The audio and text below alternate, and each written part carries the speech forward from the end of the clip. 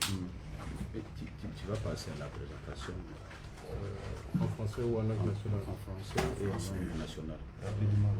En français, je me sers de ça. Attendez, voir que 2000 le top. C'est bon.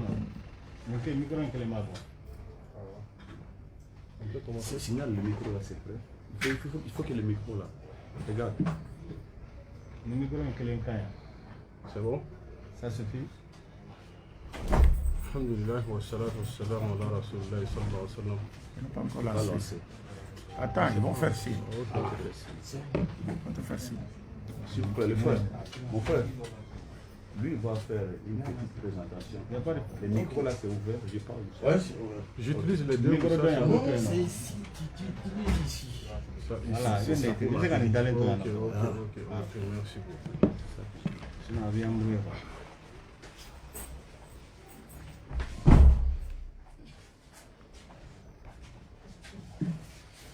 Ça, un masque.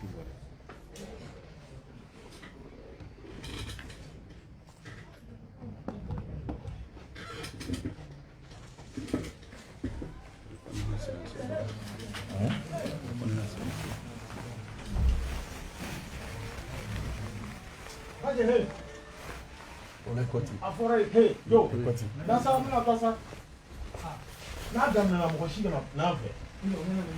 Non, frère, il y a la caméra ici là. Il y a la caméra, ça va bien. Il faut leur montrer les caméras du studio. Là. Les trois caméras, il y a des mouflets en fait. Moi aussi, quand on a témoigné, un téléphone faible, la vibreur là.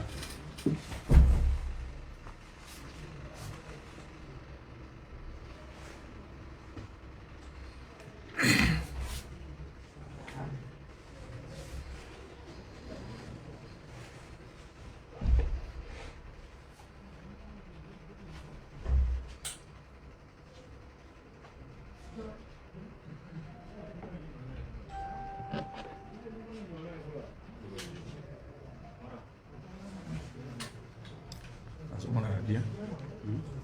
Bien.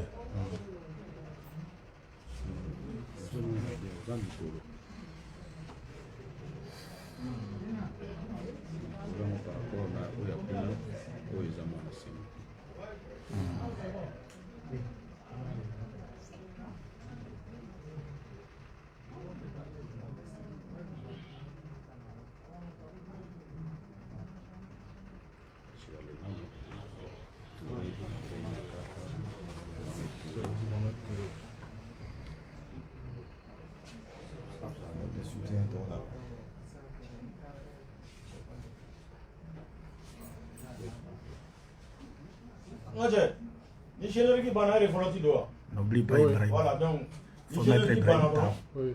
tu vas attendre. Ok. Il faut mettre Ibrahim Daou. Eh, Ibrahim le cas. Ibrahim Daou. Il faut mettre ça. C'est lui qui nous a invités.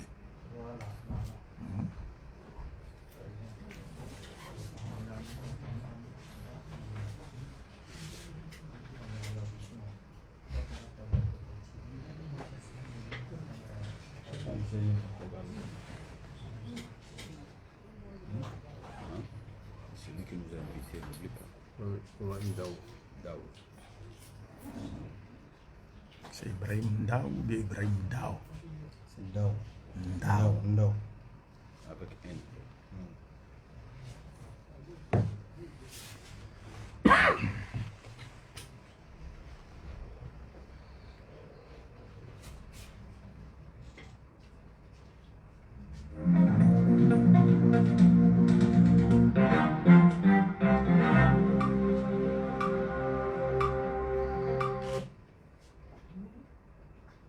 Alhamdulillah wa salatu wa salam ala Rasul al-Karim sallallahu alayhi wa sallam.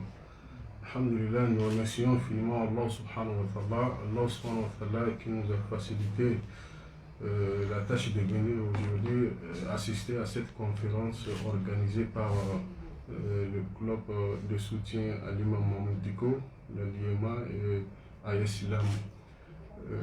Nous remercions infiniment M. Ibrahim Daoud qui a été la personne qui a invité Abdelmajid Kassobia de venir faire cette conférence à la télé Renouveau ainsi qu'avec son frère Ibrahim Lekaka. Nous avons à côté M.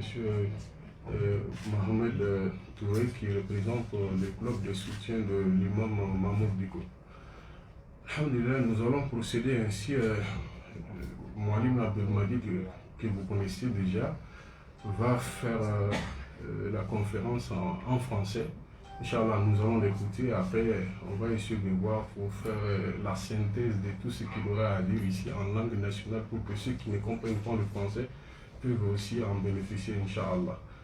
An bɛ ala tanu ka ala barikada ala min y'a nɔgɔya an ma an ka se ka na ɲɔgɔn sɔrɔ télé renouveau kɔnɔna na bi walasa ka na kuma baabu dɔ kan baabu min ni an balimakɛ Ibrahim Dawudu kɛra a sababu ye ka Abdulmajid Kasobiya ka wele ka na Mali kɔnɔna na yan nɔ a n'a balimakɛ Ibrahim Lekaka u b'a fɛ ka na kuma jɛmukan dɔ de kan jɛmukan in fana o labɛnni sira fɛ mɔgɔ dɔw de farala Ibrahim Dawu kan k'o kɛwale ninnu kɛ n'o ye Liema mɔgɔw ani Islam ani Mahmoud Diko ka club de soutien mɔgɔw an b'a fɛ n'Ala sɔnna a ma conférence nin ka kɛ français de la Abdulmajid bɛna kɛ Continue. Comment? C'est quoi? Je sais pas comment Raté. Ils ont raté quoi? C'est bien fait. Bien, Ils ont raté quoi? La diffusion? je sais pas. Qu'est-ce qui se passe? Vous avez bon étudiant dans le c'est enregistré dans les médias. Déjà, cette partie a été postée par les gens de l'Internet. Ils sont déjà en direct même. Chers collègues,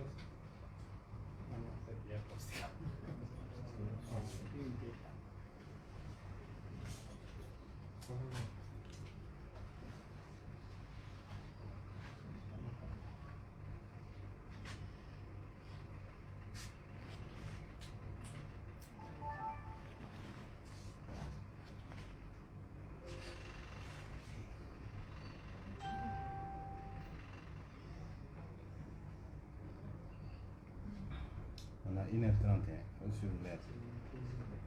Mais là, c'est maintenant. c'est vrai, moi.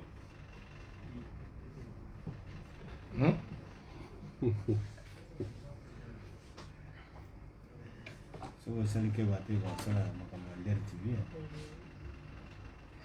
30 minutes. Les 45 va payer le 30. Barobeta.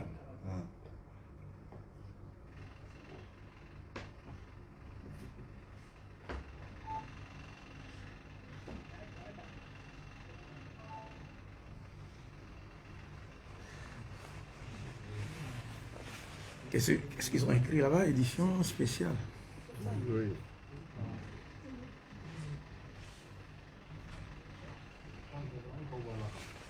Les cacs, t'as la capole.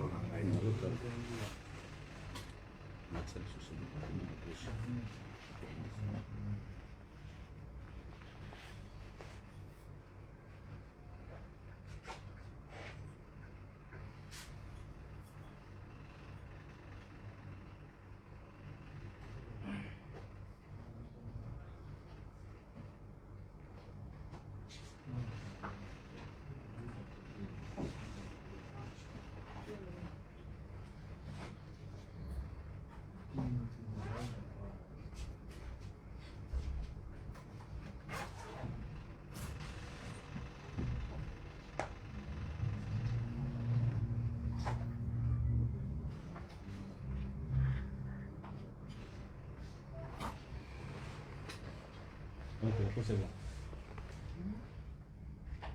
Alhamdulillah wa salatu wa salam ala Rasul al-Karim sallallahu alayhi wa sallam. Nous remercions infiniment Allah subhanahu wa ta'ala et nous implorons sa grâce et sa miséricorde sur le prophète Muhammad sallallahu alayhi wa sallam. Alhamdulillah, nous rendons grâce à Allah subhanahu wa ta'ala qui nous a permis de se retrouver ici à la télé Renouveau pour une conférence qui a pour thème « Les musulmans peuvent-ils fêter le Saint Sylvestre ?» Nous avons comme invité sur le plateau le docteur Moualim Abdelmajid qui est venu de la RDC et de son collègue Ibrahim Lekaka. Par la grâce d'Allah subhanahu wa ta'ala, Cette conférence a pu être organisée par le soutien de Ibrahim Dao, qui a été assisté par ses collaborateurs, dont les membres de la Ligue islamique des élèves et étudiants du Mali, à Islam, et le club de soutien de l'imam Mahmoud Dibo, dont nous avons son représentant sur le plateau ici, à la personne de M. Mohamed Touré.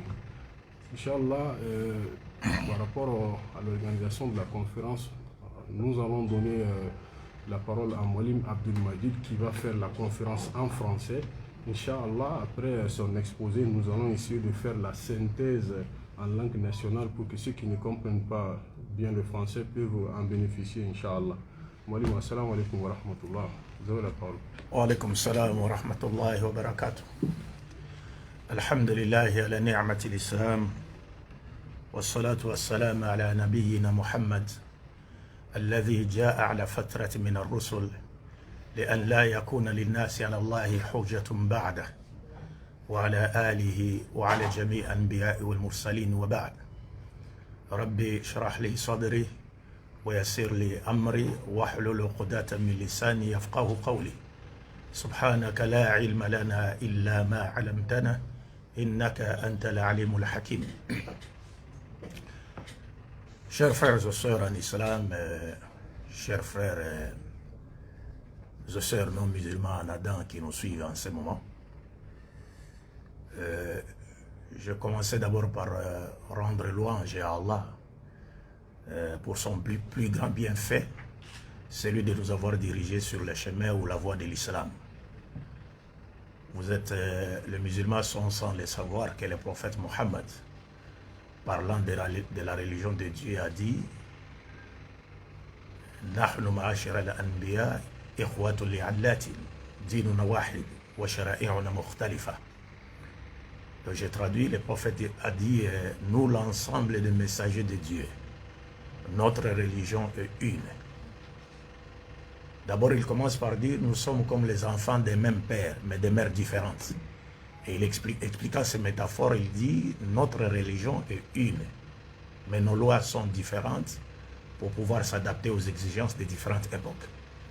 Donc le prophète Mohammed sallallahu alayhi wa sallam nous montre clairement qu'il n'y a qu'une seule religion que Dieu a révélée à toute l'humanité, mais que cette religion a connu plusieurs dispensations prophétiques dans l'espace et dans le temps.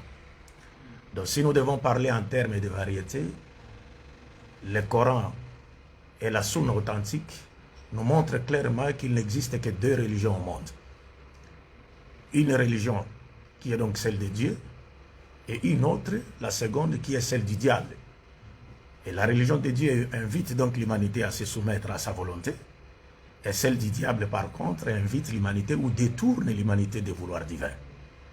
Donc il n'y a qu'une seule religion que Dieu a révélée pour toute l'humanité. Et la logique voudrait qu'on ne trouve qu'une seule religion provenant de Dieu pour la simple et bonne raison que Dieu est unique, la vérité salvatrice est unique, le but de la création de l'être humain est unique, le but de l'envoi des messagers de Dieu est unique, le message fondamental prêché par tous les messagers de Dieu est unique. Cela étant, la religion donc qui a été prêchée par les prophètes de Dieu doit être une et unique. C'est comme qui dirait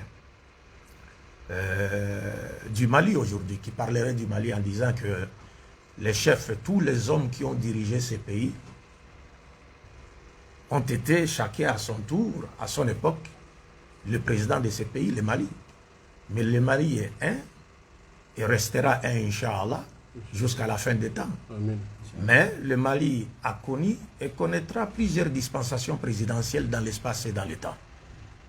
Donc ça c'est sur le plan horizontal, sur le plan vertical, cela va de même pour la religion de Dieu. Il n'y a qu'une seule religion, mais qui a connu plusieurs dispensations prophétiques dans l'espace et dans le temps. Mes chers frères et sœurs, avant de rentrer dans le vif du sujet, j'aimerais déjà vous rappeler, je tiens à vous rappeler que cette conférence télévisée fait suite à celle que nous avons donnée le jeudi passé. C'était le jeudi 24/12/2020, si je ne m'abuse, et qui a porté sur le thème non aux caricatures, mais oui aux fêtes de fin d'année. Où est notre amour du prophète Mohammed sallallahu alayhi wa alihi. Parce que nous avons vu, par exemple, ici au Mali, ailleurs, des gens qui ont marché, ils ont organisé des manifestations contre la publication des caricatures, des pseudo-caricatures du prophète Mohammed sallallahu alayhi wa alihi. Mais à notre grande surprise, des fois nous voyons que juste lorsqu'arrivent les fêtes de fin d'année, ceux qui ont marché contre les caricatures virent finalement à 190 degrés pour célébrer, n'est-ce pas, des fêtes qui ont été clairement interdites, n'est-ce pas, par le prophète Mohammed sallallahu alayhi wa alihi. Donc la dernière fois, nous avons abordé la première partie donc, de cette conférence télévisée et nous avons donc parlé de la fête de Noël et nous avons essayé de dégager, de montrer l'origine et la signification occulte ou cachée de la fête de Noël. Ceux qui m'ont suivi ont compris que non, la fête de Noël, bien qu'elle soit une fête qui est célébrée par les autres, les chrétiens, mais c'est une fête qui ne doit pas être célébrée par les musulmans pour la simple et bonne raison que cette fête véhicule des idées qui sont contraires à la doctrine de l'unicité de Dieu. La doctrine de l'unicité de Dieu appelée le Tawhid à l'islam, qui est donc une doctrine fondamentale qui a été prêchée par tous les messagers de Dieu. Et j'ai essayé de faire comprendre à ceux qui m'ont suivi le jeudi passé, c'est-à-dire pour essayer de dissiper tout malentendu quant au jugement de l'islam par rapport à un jour qui est lié à une fête, j'ai essayé de mettre en évidence une notion fondamentale, une notion islamique fondamentale, selon laquelle l'islam n'est pas du tout contre l'expression de la joie liée à un jour de fête. L'islam n'est pas du tout contre la manifestation de la joie liée à un jour de fête. Et le prophète lui-même l'a démontré. Vous vous rappellerez que le prophète parlant de l'islam a dit que l'islam, il a nommé l'islam dinul fitra, c'est-à-dire la religion qui est conforme à la nature originelle de l'être humain. Donc si l'islam est la religion qui est conforme à la nature originelle de l'être humain et que l'expression de la joie est un trait naturel de l'être humain, cela voudrait dire que l'islam ne peut en aucune manière être contre l'expression de la joie liée à un jour de fête. Donc on n'accuse pas l'islam d'être contre la manifestation de la joie ou de la gaieté ou encore du contentement. Non. L'islam n'est pas contre la manifestation de la joie liée à un jour de fête. Mais comme à son habitude, l'islam a toujours fixé des règles. Il nous a toujours donné des orientations par rapport à cette matière. C'est-à-dire, en d'autres termes, l'islam nous a toujours montré que, bien que chaque nation a ses festivités, ou chaque nation a un jour ou encore des jours de fête, mais toutes les fêtes ou toute fête n'est pas destinée aux musulmans. C'est-à-dire, il y a des fêtes qui sont destinées aux musulmans et aussi des fêtes qui ne sont pas destinées aux musulmans. Parce qu'il y a des fêtes qui sont d'origine païenne et qui véhiculent donc des idées qui sont contraires, qui sont en contradiction avec la doctrine fondamentale de l'unicité de Dieu qui a été prêchée par l'ensemble des messagers de Dieu, dont Muhammad et Jésus-Christ, la paix de Dieu soit sur eux, n'est-ce pas? Et il y a aussi des fêtes qui n'ont pas été légiférées par Dieu. Donc l'islam, le prophète lui-même nous l'a démontré. Lorsque vous allez vous rappeler, j'ai évoqué, je fais allusion à un hadith authentique qui nous dit qu'il y a un jour, il y avait un jour de fête, l'une de nos deux fêtes annuelles. C'était presque peut-être la fête d'Eid al-Fitr ou Eid al-Adha. Donc Abu Bakr radiallahu anhu a rendu visite au prophète qui avait épousé sa fille Aïcha, l'une des mères des croyantes, radiallahu anha. Donc lorsqu'il est rentré dans la maison, l'appartement d'Aïcha, le hadith nous dit qu'Abu Bakr radiallahu anhu a trouvé des fillettes en train de chanter et de jouer au tambourin, quoi. Et elle chantait avec Aïcha. Aïcha était là présente. Et le prophète aussi était présent dans la maison, ou l'appartement d'Aïcha. Abu Bakr radiallahu anhu, voyant cela, il a aussitôt, il s'est mis en colère et puis il a commencé à blâmer les deux fillettes, ainsi qu'Aïcha. Et le prophète s'est opposé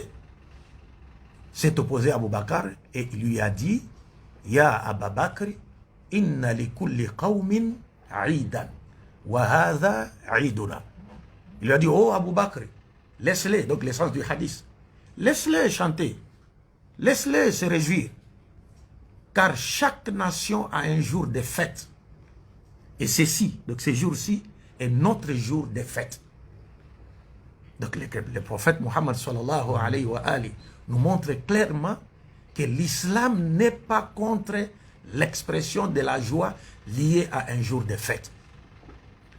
Et par cet hadith, l'islam nous montre, le prophète Mohammed sallallahu alayhi wa ali, nous montre clairement que chaque nation a un jour ou des jours de fête. Et que les musulmans également ont leur jour de fête. Et que non seulement les musulmans ont également leur jour de fête, mais aussi les fêtes d'autres nations ne sont pas destinées aux musulmans et vice-versa. C'est l'esprit téléologique de cet hadith qui nous montre cela clairement. Alors, donc comme je l'ai dit, donc l'islam, notre religion, est un mode de vie complet qui touche tous les aspects de la vie. Et la question de la fête n'a pas dérogé à la règle. Donc le prophète Mohammed sallallahu alayhi wa ali nous a enseigné des règles qui sont claires et qui nous permettent, n'est-ce pas, de connaître les fêtes qui sont destinées aux musulmans et aussi les fêtes qui ne sont pas destinées aux musulmans ou d'une manière générale à des croyants, des vrais croyants monothéistes. Alors, bref, et puis nous voyons, pour montrer qu'il y a des fêtes qui ne sont pas destinées aux musulmans, nous avons la dernière fois rappelé les hadiths du prophète sallallahu alayhi wa ali, les hadiths qui nous rapportent que le prophète, lorsqu'il arriva à Médine, il a trouvé que les habitants de Médine qui s'étaient déjà convertis à l'islam, mais continuaient pourtant à célébrer des fêtes d'origine païenne, c'est-à-dire des fêtes qu'ils ont connues avant leur conversion à l'islam. Et lorsque le prophète a vu cela, aussitôt, il leur avait interdit de continuer à célébrer ces fêtes et leur avait dit qu'en lieu et place de ces deux fêtes, Dieu leur avait donné deux autres fêtes. Et parlant de ces deux fêtes, il a dit Yawmul Adha wa Yawmul Fitr, c'est-à-dire la fête du sacrifice et aussi la fête de la rupture du jeûne du mois de Ramadan. Donc par cet hadith, le prophète Mohammed sallallahu alayhi wa ali nous montre clairement que lorsqu'un non-musulman se convertit à l'islam, il n'a aucune raison de continuer à célébrer des fêtes de son ancienne, de son ancienne religion. Il ne peut plus continuer à célébrer ces fêtes-là. Que ces fêtes aient été légiférées par Dieu ou non. Mais ici, nous sommes en présence des fêtes qui n'ont pas été légiférées par Dieu. Les fêtes qui étaient les deux jours de fêtes qui étaient célébrées par les habitants de Médine, c'était des fêtes d'origine païenne. Donc des fêtes qui véhiculaient des idées qui étaient contraires, qui étaient en contradiction avec la doctrine fondamentale de l'unicité de Dieu.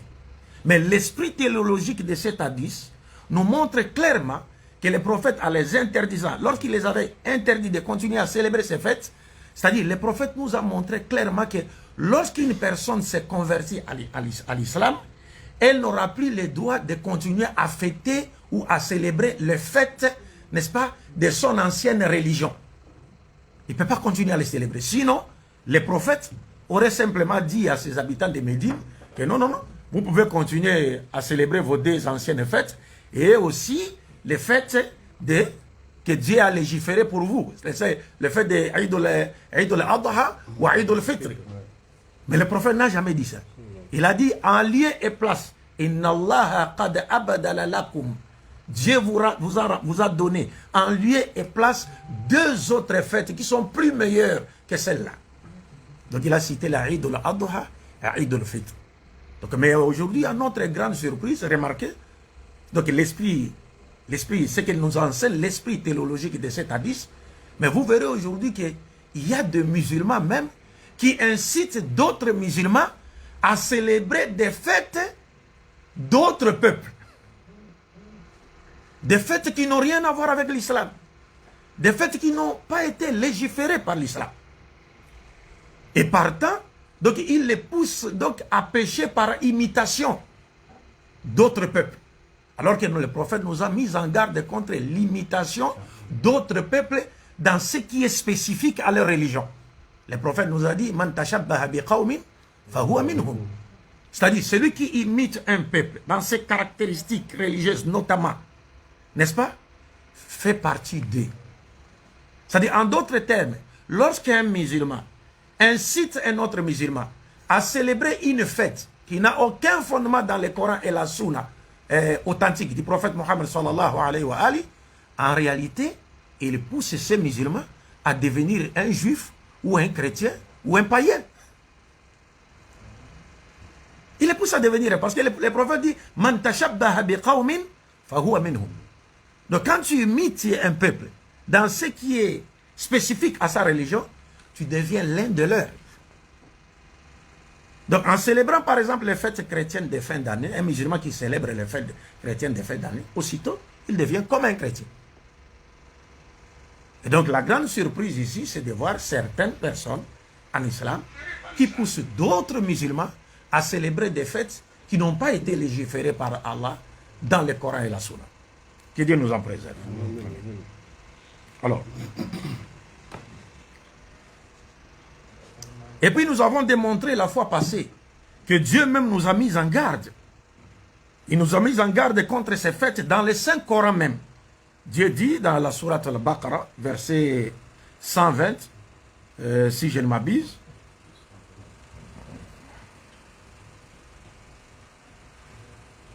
excusez-moi, je vais retrouver le verset rapidement. Verset 120 de la sourate Al-Baqarah. Dieu dit, s'adressant aux musulmans, à travers les prophètes Mohammed, il s'adresse au prophète Mohammed, mais en réalité, il s'adresse à tous les musulmans. Il leur dit, il dit, وَلَنْ تَرْضَ عَنْكَ الْيَهُودُ وَلَنْ نَصَارَ حَتَّى تَتَّبِعَ مِلَّتَهُمْ. Il a écrit l'ayat.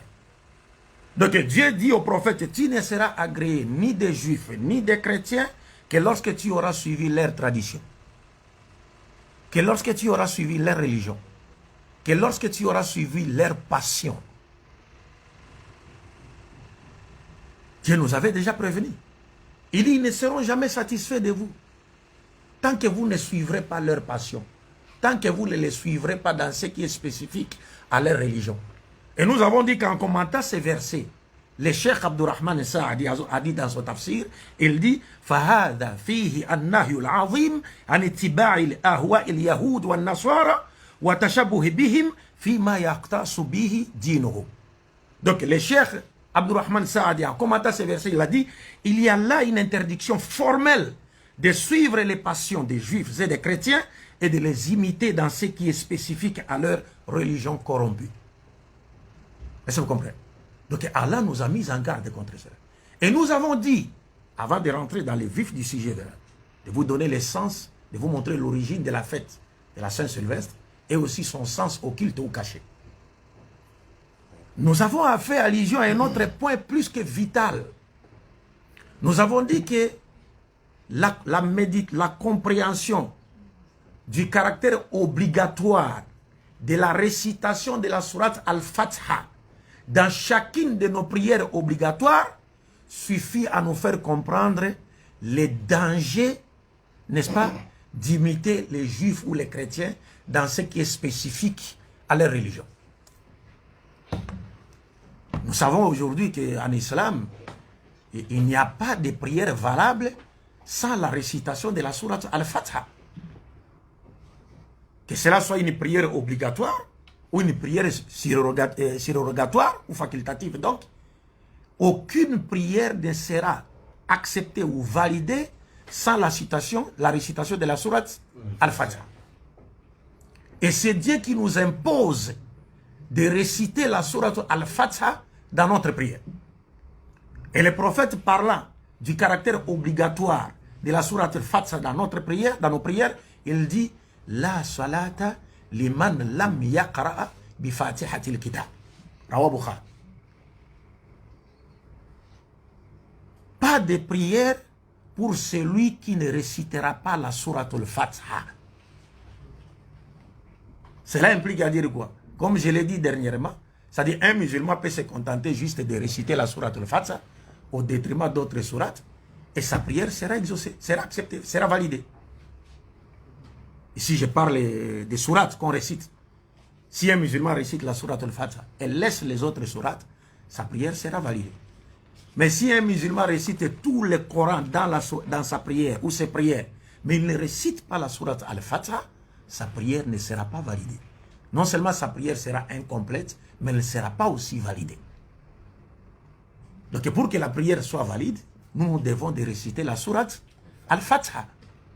Or, dans cette sourate al-Fatiha, dont la récitation nous est rendue obligatoire par Dieu lui-même, dans nos prières quotidiennes obligatoires, nous disons toujours Ihdina as-sirata al-mustaqim, sirata alladhina an'amta alayhim, ghayril maghdubi alayhim, waladdallin. À la fin, nous disons Amen. Et c'est Dieu lui-même encore qui nous impose de dire à la fin, de clôturer à la fin avec les mots Amen. Qui veut simplement dire que Dieu accepte notre prière. Mais écoutez, nous disons Ihdina as-sirata al-mustaqim. Guide-nous dans les chemins droits. Sirata alladhina an'amta alayhim. Les chemins à qui tu as comblé de tes bienfaits. Et dernièrement, nous avons montré ceux-là. Ils sont cités dans la sourate An-Nisa, verset 69. Donc ce sont les prophètes, les véridiques, les martyrs et les serviteurs vertueux de Dieu. Donc nous demandons à Dieu de nous diriger sur les chemins de ceux-là. Et après, nous disons Ghayril maghdubi alayhim waladdallin. Mais ne nous dirige pas sur les chemins de ceux qui ont encouru ta colère. Et moins encore celui des égarés. Regardez ça. Dieu nous impose cette récitation dans la prière. Et il nous impose de lui demander de nous diriger sur les chemins de ceux à qui il a comblé de ses bienfaits. Et d'autre part, il nous impose de lui demander de nous éloigner du chemin de ceux qui ont encouru sa colère et de ceux qui se sont égarés du droit chemin. Et nous avons dit que le prophète Muhammad, sallallahu alayhi wa alihi, répondant à la question de ses compagnons sur l'identité de ceux qui ont encouru la colère divine et aussi l'identité des égarés qui se sont éloignés loin de la vérité salvatrice, le prophète a répondu clairement en disant que Ghayril maghdubi alayhim, ceux qui ont encouru la colère divine, ce sont les juifs, et ceux qui se sont égarés du droit chemin, ce sont les chrétiens. C'est le prophète qui l'a dit. En des termes plus que clairs. Et nous répétons cette sourate. Tout bon musulman qui prie 5 fois par jour doit répéter cette sourate en principe 17 fois. 17 fois dans ses prières quotidiennes obligatoires. Sans compter le nombre de fois qu'il récitera cette sourate dans ses prières surrogatoires ou facultatives. Ici, nous parlons seulement des prières obligatoires. Les 5 prières obligatoires. Donc, dans les 5 prières obligatoires, nous demandons à Dieu de nous diriger sur les chemins de ceux à qui il a comblé de ses bienfaits, d'une part, et d'autre part, nous lui demandons de nous éloigner du chemin de ceux qui ont encouru sa colère, qui sont donc les juifs, et de ceux qui se sont égarés du droit chemin, qui sont donc les chrétiens, selon l'interprétation du dernier des messagers. J'ai cité Muhammad ibn Abdullah, sallallahu alayhi wa alihi. Vous voyez ça? Donc 17 fois par jour, nous implorons Dieu et nous le supplions de ne jamais nous laisser suivre les chemins des juifs et des chrétiens. Maintenant, remarquez, quand on regarde 17 fois par jour, et on essaie de faire un calcul, à partir du 1er janvier 2020 jusqu'au 31 décembre 2020, tout en sachant que l'année 2020 est une année bissextile qui compte 366 jours. Donc en 366 jours, pendant 366 jours, Si nous récitons la sourate Al-Fatiha dans nos 5 prières quotidiennes obligatoires, chaque jour, un bon musulman, du début, depuis le mois de janvier, le 1er janvier, jusqu'au 31 décembre 2020, chacun de nous aura récité la sourate Al-Fatiha 6222 fois. 6222 fois. 361. De 366 jours. Fois 17, si je ne m'abuse. Ça donne 6222 fois. Nous avons récité la sourate Al-Fatiha dans nos 5 prières quotidiennes obligatoires. Sans compter les autres prières surrogatoires ou facultatives. Si vous comptez le nombre de fois qu'on a récité la sourate Al-Fatiha dans les prières surrogatoires, c'est sourate Tahajjud, sourate Duha, les nawafil qui sont Qabla Zuhri, Ba'da, ainsi de suite. Donc je ne sais pas si ça va atteindre le nombre de 50 ou plus par jour. Mais ici nous parlons seulement des 5 prières obligatoires. Donc 6222 fois, nous avons demandé, chacun de nous a demandé, a supplié et imploré Dieu de ne jamais les laisser suivre les chemins des Juifs qui ont encouru sa colère, et moins encore les chemins des chrétiens qui se sont égarés du droit chemin. Mais à notre grande surprise, c'est juste à la veille du nouvel an, selon les calendriers grégoriens qui est en usage dans nos pays respectifs, juste à la veille, beaucoup de musulmans vont oublier cette invocation qu'ils ont adressée à Dieu, n'est-ce pas?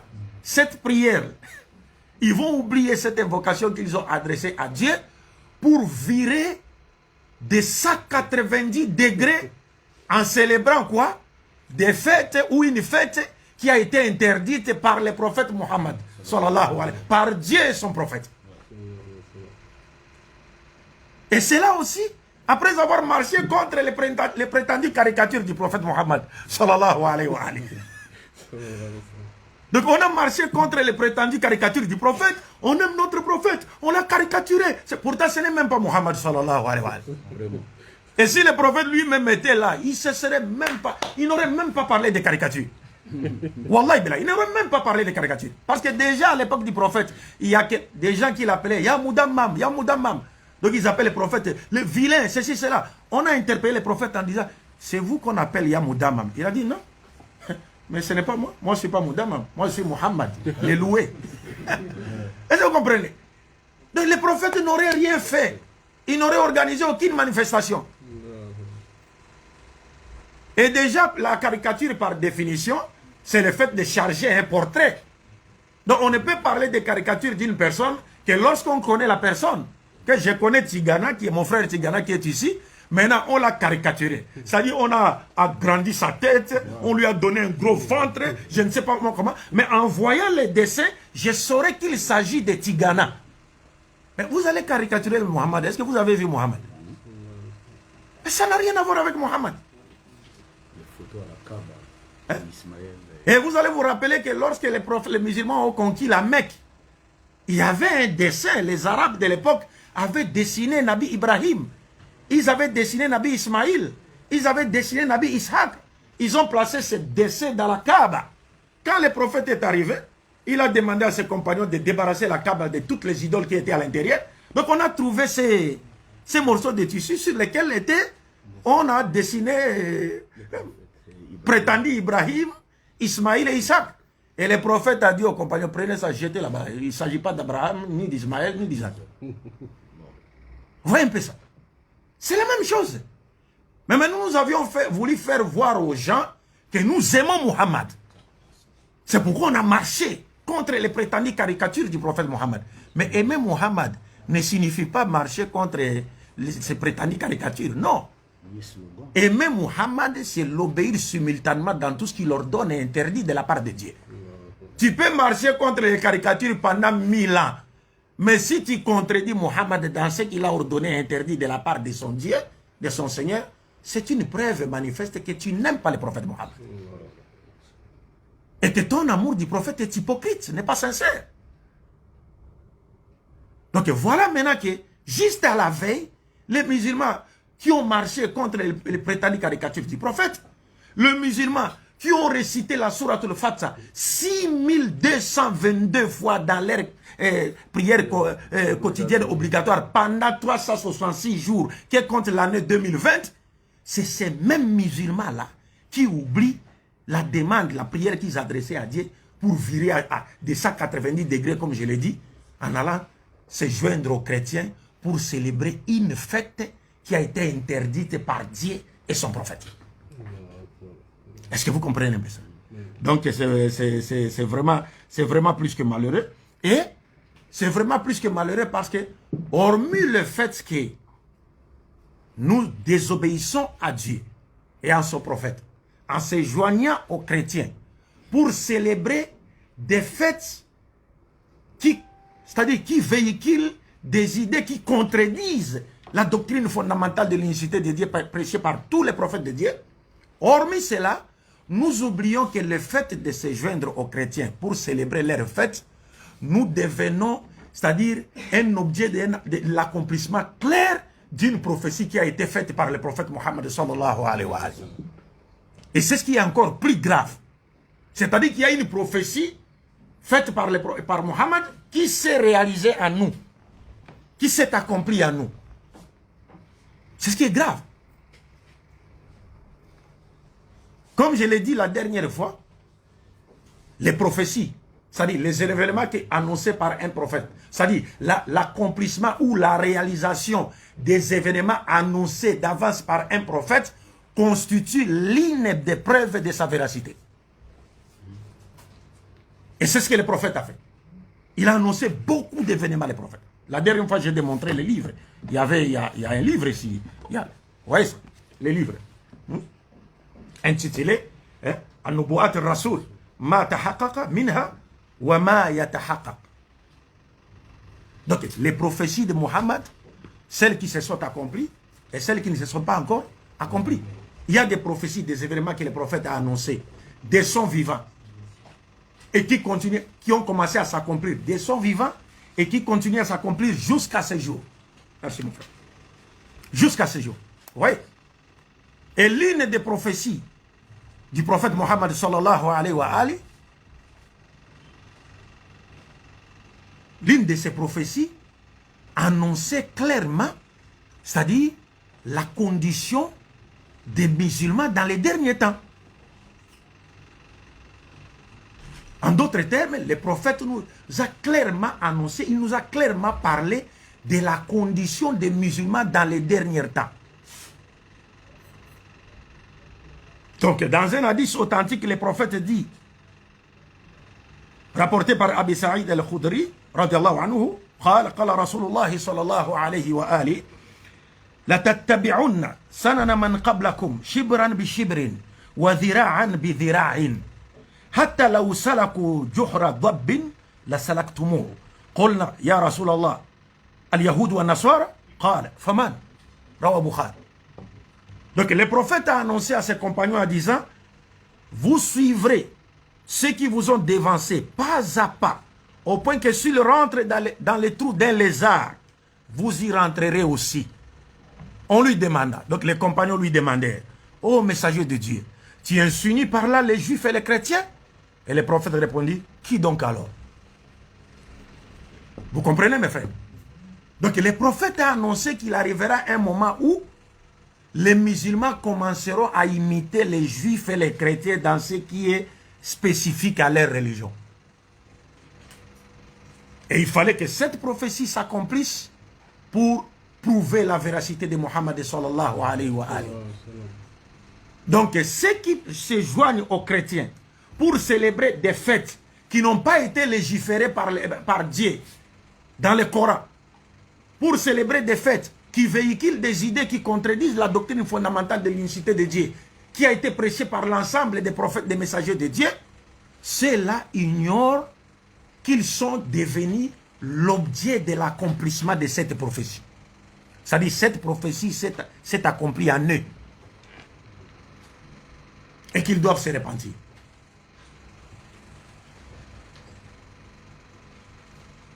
Alors, il y a un problème ici. Il y a un problème sérieux. Et comme je l'ai dit la fois passée, nous, en islam, il n'y a que 3 fêtes. En islam, il n'y a que 3 fêtes. 2 fêtes sont annuelles et la 3e est hebdomadaire. Et c'est le prophète lui-même qui a parlé de ces fêtes-là, qui nous a présenté ces jours-là comme étant des jours de fête. Nous avons vu dans les hadiths précédents, où les prophètes, quand le prophète a interdit aux habitants de Médine de continuer à célébrer leurs anciennes fêtes, il leur avait dit que Dieu leur avait donné en lieu et place 2 autres fêtes. Et parlant de ces 2 autres fêtes, il a dit, de ces deux fêtes, il a dit Yawmul Adha wa Yawmul Al-Fitr. Et ces 2 fêtes annuelles sanctionnent chacune d'elles, c'est-à-dire un pilier de l'islam. Il y a la fête de Eid al-Fitr, donc la fête de la rupture, qui déclare la fin du mois de Ramadan. Et puis il y a la fête du sacrifice, Eid al-Adha, qui est liée au pèlerinage. C'est un autre pilier de l'islam. Donc 2 piliers de l'islam. Chacune d'elles est liée à un pilier de l'islam. La fête de Eid al-Fitr avec les jeûnes du mois de Ramadan et la fête de Eid al-Adha avec le pèlerinage à la Mecque. Ce sont les 2 fêtes annuelles des musulmans. Le prophète lui-même les a présentées comme étant des fêtes destinées aux musulmans. Des fêtes que Allah a établies pour les musulmans. Et parlant du jour du vendredi, le prophète lui-même a appelé le jour du vendredi une fête. C'est un jour de fête. Le prophète lui-même, je m'excuse. Le prophète lui-même a présenté le jour du vendredi comme étant un jour de fête que Dieu a établi pour les musulmans. C'est un hadith authentique, sahih. Le prophète dit Inna hadha yawm ja'alahu Allahu 'idan lil muslimin. Il parle du jour du vendredi. Et il ajoute en disant celui qui ira à la mosquée ou qui viendra à la mosquée pour prier le jour du vendredi, il doit prendre son bain et il doit rincer sa bouche. Il doit nettoyer sa bouche. Ça, c'est du côté de la propriété en islam. La propriété en islam. Le prophète dit, celui qui va à la mosquée le jour du vendredi, il doit utiliser le siwak. Il doit rincer sa bouche.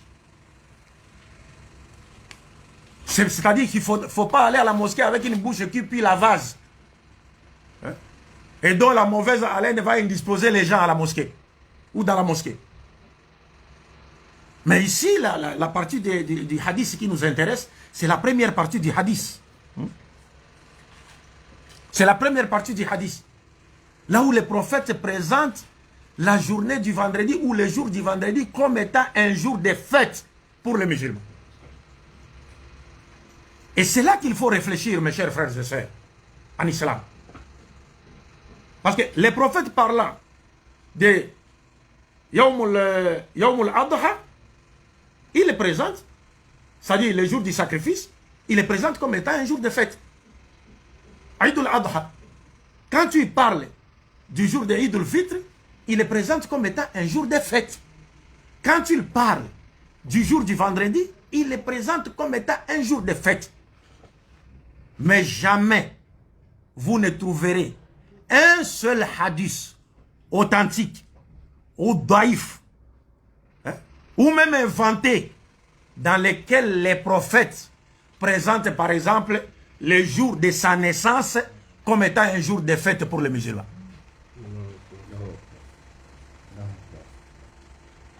Ça n'existe pas.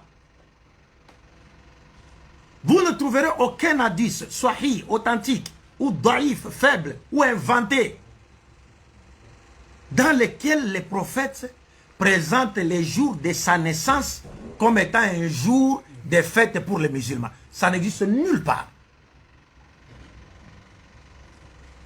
Et non seulement un tel hadith n'existe pas, mais le prophète lui-même a encore montré que le jour de sa naissance n'est pas un jour de fête.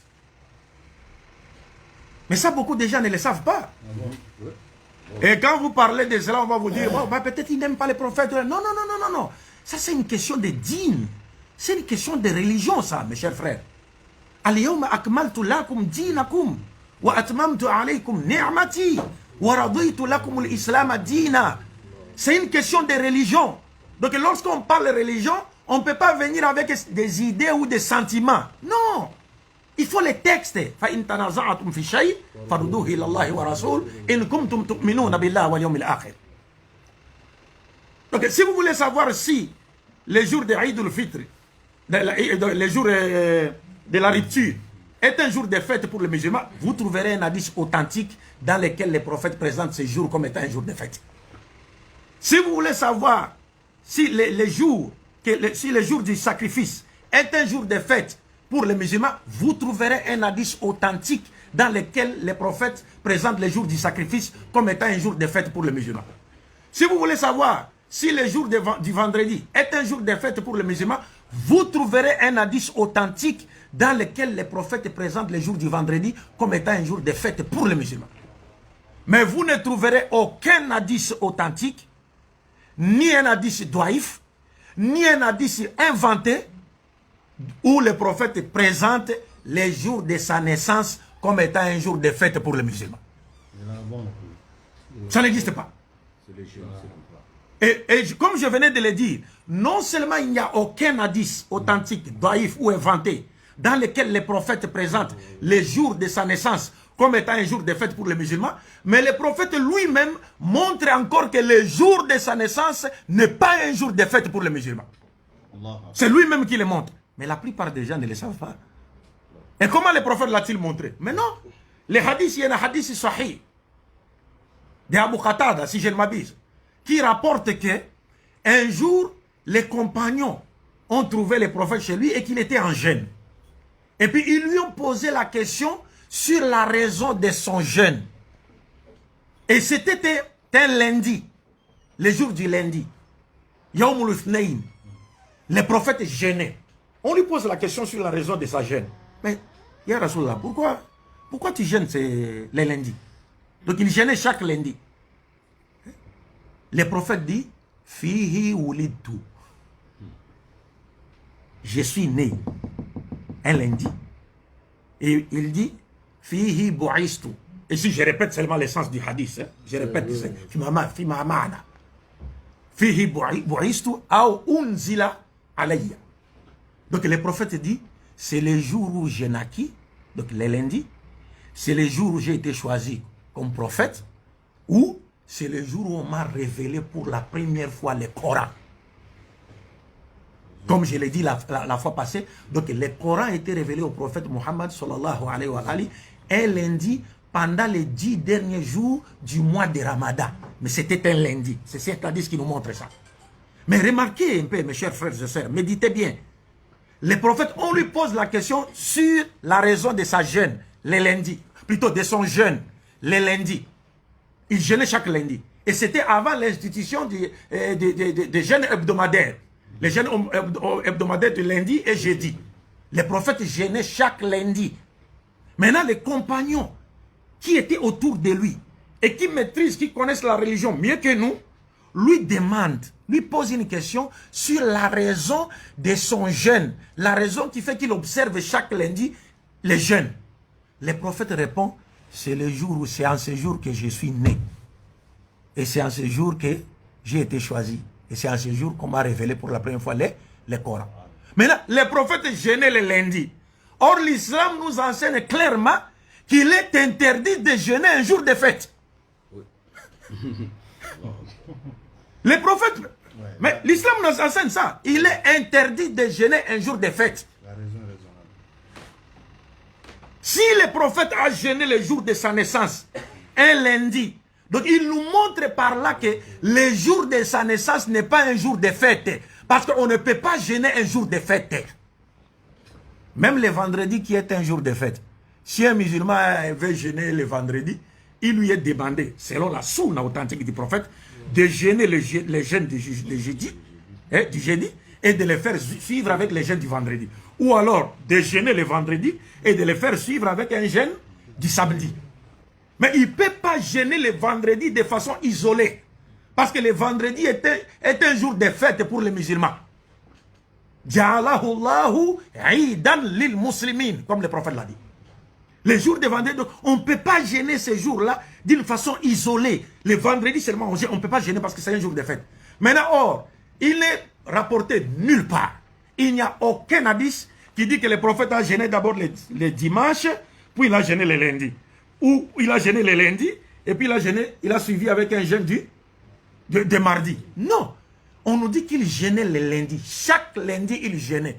Or, si le jour de sa naissance était une fête pour les musulmans, les prophètes n'auraient jamais observé les jeûnes de chaque lundi. Parce qu'on ne peut pas jeûner les jours de fête. Hein? Oui, c'est ce que les gens ne comprennent pas. Et puis, moins encore, le prophète n'a jamais jeûné les 12 Rabiul Awal. Parce qu'aujourd'hui, on choisit les 12 Rabiul Awal pour célébrer la naissance du prophète. Mais le prophète, il n'a même pas parlé de Rabiul Awal. Il n'a pas aussi jeûné les 12 Rabiul Awal. Au contraire, le prophète a jeûné chaque lundi de tous les mois du calendrier islamique. Y compris le mois de Rabiul Awal, c'est pas Jumada, c'est pas Hajj. Il a jeûné chaque lundi en signe de reconnaissance à Dieu parce qu'il est né un lundi. Il a été choisi prophète un lundi. On lui a révélé le Coran un lundi. Et plus encore, lorsque vous regardez dans la vie du prophète, il a fait les gires un lundi. Il a fait les voyages nocturnes un lundi, selon d'autres riwayat. Et puis il est mort un lundi. Donc, si le jour de la naissance du prophète était une fête, le prophète n'aurait jamais jeûné les lundis. Et c'est pourquoi nous disons à nos frères et sœurs qui célèbrent la fête de la naissance du prophète, qui font de la naissance du prophète un jour de fête, nous leur disons non. Le prophète n'a jamais fait du jour de sa naissance un jour de fête pour les musulmans. Il ne vous est pas interdit de commémorer la naissance du prophète. Il ne vous est pas interdit de le faire. C'est là où des fois je m'oppose aussi à ceux qui interdisent d'une manière catégorique la commémoration de la naissance du jour de la naissance du prophète. Non! Il faut faire très attention. Il y a des erreurs de part et d'autre. Mais le problème, c'est de savoir si nous devons commémorer, pas célébrer la naissance du prophète, fêter la naissance du prophète, mais commémorer, se rappeler de la naissance du prophète, parler de ce qui veut dire l'avènement du prophète. Parler de l'avènement du prophète. Quand devons-nous commémorer cet avènement et comment devons-nous commémorer cet avènement? Est-ce que vous comprenez? Oui. Donc le problème, c'est qu'il ne faut pas conférer au jour de la naissance du prophète le statut d'une fête. Parce que le prophète ne l'a jamais présenté comme étant un jour de fête pour les musulmans. Ça n'existe nulle part. Ça n'existe nulle part. Comme je l'ai dit ici, Adila, Kawiya, il gênait le jour de sa naissance. On ne peut pas gêner un jour de fête. On ne gêne pas. Donc le problème, c'est qu'il ne faut jamais présenter le jour de la naissance du prophète comme étant un jour de fête pour les musulmans. Ça n'existe nulle part. Il n'y a aucun texte coranique comme de la tradition authentique du prophète. Ça n'existe nulle part. Mais nous disons toujours, est-ce qu'il est interdit aux musulmans de commémorer la naissance du prophète? Non, il n'est pas interdit aux musulmans de commémorer la naissance du prophète. Mais quand et comment faut-il commémorer la naissance du prophète? Comme l'ont dit les ulémas, si nous voulons commémorer la naissance du prophète, il y a des ulémas qui autorisent aux musulmans à jeûner le lundi en signe de reconnaissance à Dieu. Parce que quand les prophètes, ce n'est pas un hasard. Les prophètes se seraient contentés de dire, quand on lui a posé la question sur la raison de son jeûne de la journée du lundi, les prophètes se seraient contentés de dire non, c'est le jour où j'ai été choisi prophète et le jour où le Coran m'a été révélé. Mais il a dit, c'est le jour où je suis né. Je suis né à ce jour, lundi, je suis né. Un lundi. Ce n'est pas un hasard que le prophète a parlé du lundi. Et puis il parle de son envoi en tant que prophète et il parle de la révélation du Coran. C'est-à-dire, il nous montre par là que quand il jeûnait le lundi, c'est un signe de reconnaissance à Dieu pour les bienfaits qu'il lui a accordés lui. Parce qu'il est né un lundi, il a été choisi prophète un lundi, puis on lui a révélé le Coran pour la première fois un lundi. Et c'est pourquoi des ulémas autorisent les musulmans à jeûner les lundis, aujourd'hui, après l'institution des jeûnes hebdomadaires, ça inclut directement les autres jeûnes, mais en jeûner les lundis en signe de reconnaissance à Dieu pour ces bienfaits qu'il nous a comblés, dont l'avènement du prophète, son choix, son envoi en tant que prophète, et puis la révélation du Coran qui est une guide pour toute l'humanité. Est-ce que vous comprenez? Oui. Donc pour commémorer la naissance du prophète, il ne faut pas attendre Rabiul Awal. Commémorer la naissance du prophète chaque lundi en parlant de sa sira nabawiya, de la vie du prophète. C'est-à-dire, dans chacune de nos mosquées, si nous organisons des séances de prédication, des séances de cours, chaque lundi, n'importe quelle heure, même après chaque prière, chaque imam dans sa mosquée, il prend 10 ou 15 minutes pour parler de la sira nabawiya. Parce que chaque lundi, parce que c'est le jour de la naissance du prophète. C'est le jour où il a été choisi comme prophète. C'est le jour où on lui a révélé pour la première fois le Coran. Quand on parle du prophète sans lundi, sans en faire une fête pour les musulmans, mais on parle de sa vie, du début jusqu'à la fin, on choisit un livre qui traite la biographie du prophète. Et on explique, on parle, on explique ce livre. Chaque lundi, pendant une année, on aura fait 48 lundis. Ah, donc 48 fois on doit parler du prophète, en une année. Je ne vais pas ici dire seulement qu'il faut le faire chaque lundi. On peut le faire n'importe quel jour. Mais on peut mettre un accent sur la journée du lundi parce que c'est le jour où le prophète a vu jour. Et c'est le jour où il a été choisi prophète. Et le jour où on lui a révélé le Coran pour la première fois. Donc quand on parle de la vie du prophète, la sira du prophète, en une année, chaque lundi, on aura 48 lundis. Donc on doit parler 48 fois chaque 48 jours, on parle du prophète. Et les musulmans finiront par comprendre le prophète. Parce qu'il y a des gens qui s'empressent même à célébrer les Maoulides, mais ils ne connaissent rien de la vie du prophète. Ils ne connaissent absolument rien de la vie du prophète. Et comme je l'ai dit, le prophète n'a jamais gêné les 12 Rabiul Awal. Donc il n'a jamais mis un accent sur la date, comme ça se passe aujourd'hui. Les gens choisissent les dates, c'est en imitation des chrétiens. C'est pourquoi on choisit la date. Mais si c'est le prophète, lui, il n'a pas choisi la date, il n'a pas choisi les mois, il n'a pas choisi l'année, mais il a plutôt choisi les jours. Les jours. Et il a gêné en ces jours-là, pour montrer que ce n'est pas une fête. Si c'était une fête, il n'aurait pas gêné. Bon, je pense que j'ai été bien compris. Donc je termine, il nous reste quelques minutes. Barakallahu fikou. Je vais directement parachuter. Hein. Je vais directement parachuter en disant, bon, maintenant, je vais aborder la partie, c'est-à-dire l'origine et la signification occulte de la fête de Saint-Sylvestre. Vous savez, mes chers frères et sœurs, nous nous empressons toujours à célébrer la fête de Saint-Sylvestre. Mais nous ne nous demandons jamais, nous ne cherchons jamais à savoir qui était Saint-Sylvestre. Parce que Saint-Sylvestre, c'est d'abord un homme. Ah bon? Oui, c'est un homme. C'est un homme. Mais qui était-il? La Saint-Sylvestre, la fête de Saint-Sylvestre. Donc on s'apprête à célébrer ces fêtes, à se joindre aux chrétiens pour célébrer ces fêtes. Mais on ne cherche pas à savoir qui était. On ne s'intéresse pas à Saint-Sylvestre. Ce n'est pas un hasard. Si Sylvestre, c'est le nom d'une personne, mais qu'a-t-elle fait pour mériter cet honneur?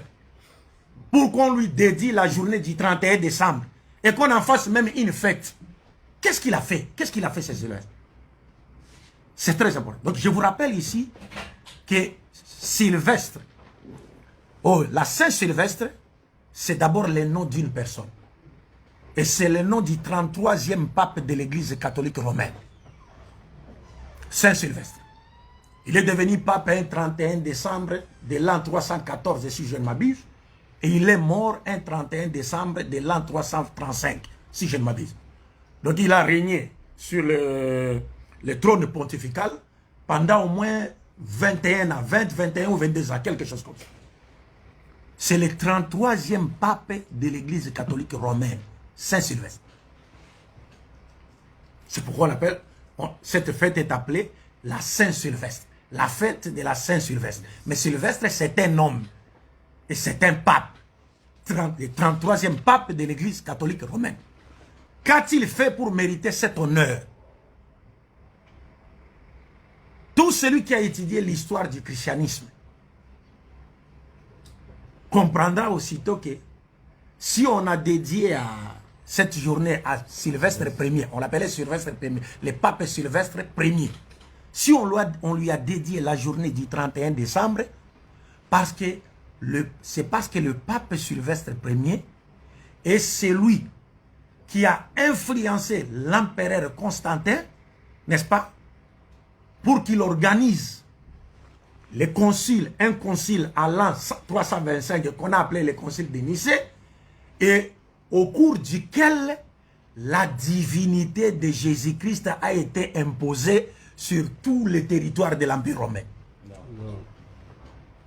Parce qu'il y a des gens qui disent, non, nous on va fêter, nous on va fêter.